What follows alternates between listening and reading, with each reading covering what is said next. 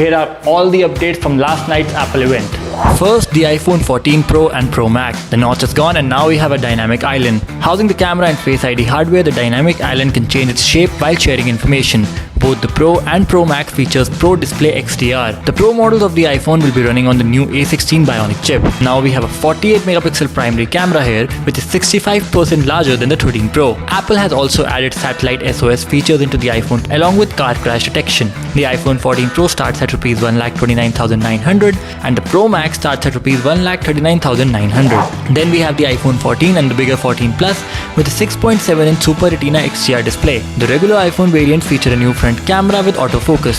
The 12 megapixel main camera on the back is a larger and faster sensor. The regular iPhone 14 variants will be running on Apple's A15 Bionic chip from last year.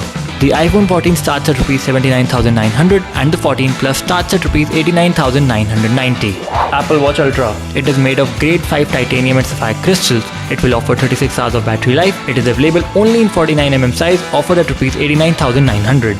The latest Apple Watch Series 8 looks familiar to Series 7, however now we get temperature sensor. Apple Watch Series 8 starts at Rs 45,900. Then we have the Apple Watch SE Gen 2. It comes with a bigger display and battery life. It starts at Rs 29,900. Finally, the AirPods Pro 2. They look the same more or less but now feature the new X2 chip. They offer 30 hours of battery life. They start at Rs 26,900.